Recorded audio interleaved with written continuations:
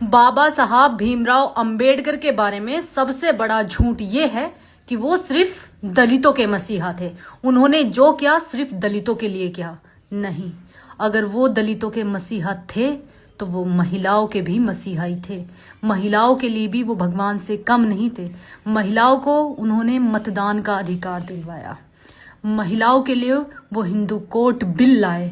महिलाओं की वो लड़ाई उन्होंने लड़ी है जो महिला खुद नहीं लड़ सकती। महिला खुद एक दूसरे की दुश्मन हो जाती है, लेकिन उस इंसान ने सिर्फ दलित महिलाओं के लिए आवाज नहीं उठाई, उसने हर वर्ग की, हर समाज की और हर धर्म की महिला के लिए आवाज उठाई है।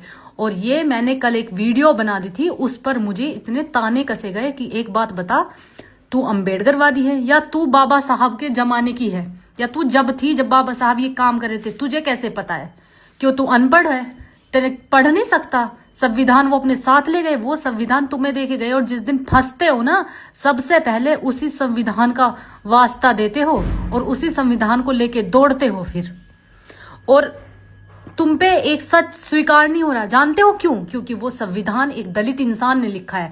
अगर उसे कोई और लिखता ना, तुम उसे अब तक भगवान का अवतार घोषित कर देते। और तुम छोटी छोटी बातों पे तुम मुझे पकड़ लेते हो।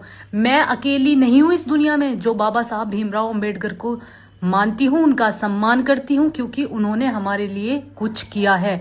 महिलाओं के लिए उन्होंने जो जंग लड़ी है वो कोई और नहीं लड़ सकता। हमारा भाई सिर्फ हमारे लिए लड़ेगा, लेकिन वो एक ऐसा भाई हुआ है जो इस समय जितनी भी महिलाएं सुरक्षित है ना, वो सब उसके उस समय की देन है जब बाबा साहब अंबेडकर ने हिंदू कोर्ट बिल लाए, जब विधवा महिला, तलाकशुदा महिला जो आज सम्मान और शान से जी रही है, जो आज आपकी बहनें स्कूल जा रही हैं, कॉलेज जा रही हैं और नौकरी कर रही हैं, और तो और जो आज सर उठाकर कंधे से कंधा मिलाकर पुरुषों के साथ चल रही हैं, वो सब बाबा साहब भीमराव अंबेडकर की ही देन है।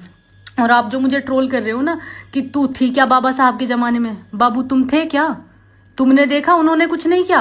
अगर तुम मुझे कह रहे हो कि तुम थी, तुमने देखा उन्होंने क्या किया क्या नहीं किया, मैंने पढ़ा है। मैं नागरिक हूं, मैं कोई अंधभक्त नहीं हूं।